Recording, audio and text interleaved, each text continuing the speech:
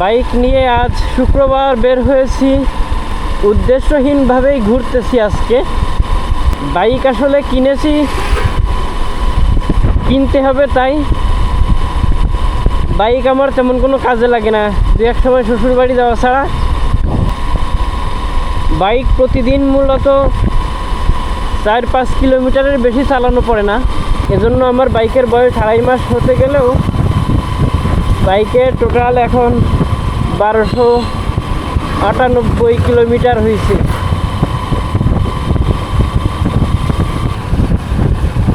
মূলত আমার বাইক ইদানিং চালানো পড়তেছে বাড়ি থেকে কালীবাড়ি বাজার আর নেহালপুর বাজার সর্বোচ্চ। এতে হতে বাইক আমি 3-4 গিয়ারের বেশি উঠাইতে পারতেছি না। কালীবাড়ি গেলে তো মূলত 2 থেকে 3 গিয়ারের বেশি উঠানো যায় না, এতে চালাতে হচ্ছে।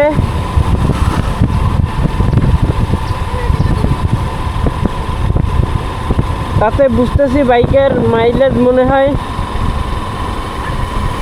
40-45-এ উঠানামা করতেছে। এখন আছি নয়া বাজার।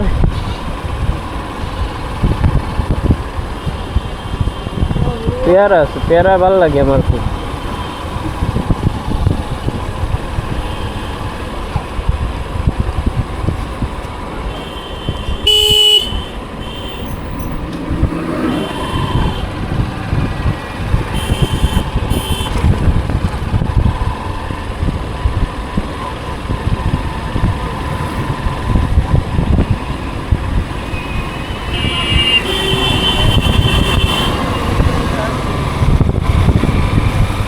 পানিবন্দী মানুষের চরম দুর্দশার কারণ এই যে পানিগুলো বের হতে না পারা।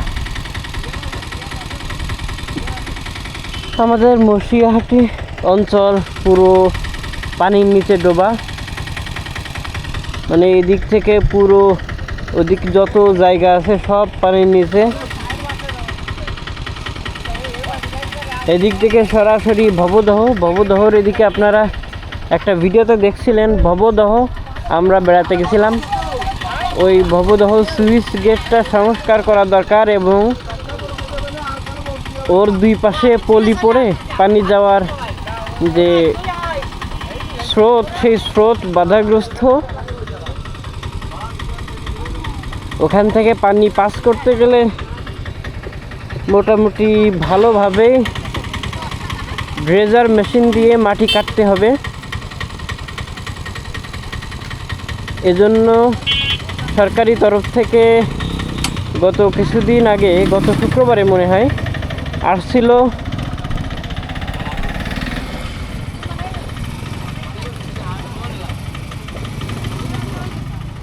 তো শুনলাম যে 160 কোটি টাকা মতো মনে হয়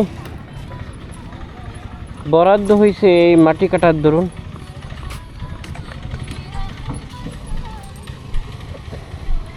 এখন দেখা যাক কতটুকু কাটতে পারে আর কি সমস্যার সমাধান হয়, এই অপেক্ষায় আছি আমরা। আর বিশেষ করে এই ব্রিজটা নিয়ে খুব ভোগান্তিতে আছে মানুষ। এই ব্রিজটা কবে ঠিক হবে তাও এখনো কোনো নিশ্চয়তা নেই। তো এই ব্রিজটা ঠিক হলেও অন্তত এই পাশের মানুষ এই পাশে যাতায়াতের সুন্দর একটা ব্যবস্থা পাইতো।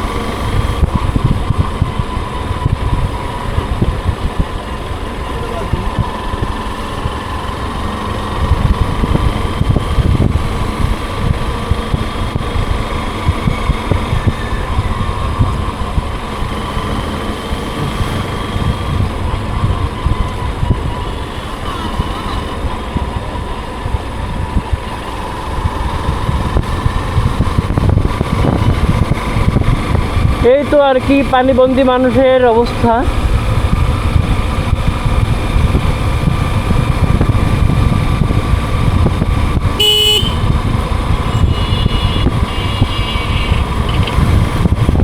পানিতে যখন ডুবা ছিল না তখন আমাদের এলাকায় প্রচুর পরিমাণে ধান,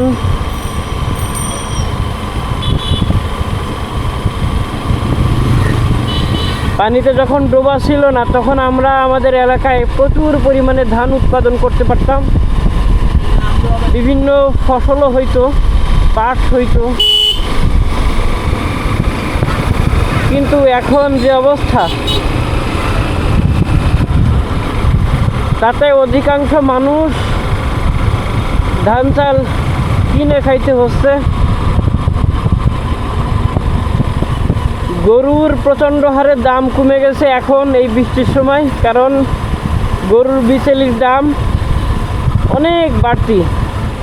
খাবার দাবারের যে খরচ, সেই খরচ সামলাতে পারতেছে না মানুষ, কৃষকরা আর কি। এজন্য যারা পারতেছে তারা গরু বিক্রি করে দিচ্ছে, আর যারা পারতেছে খাওয়াতে, তারা কোনো রকমভাবে খাবার টাবার দিয়ে পশুপালন করতেছে, এ আর কি।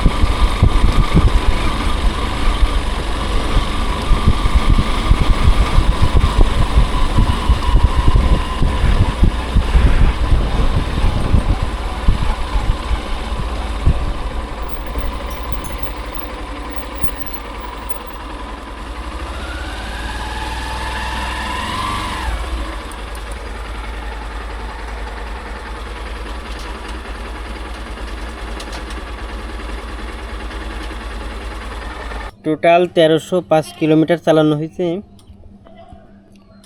50 হচ্ছে মাইলেজ দেখাচ্ছে।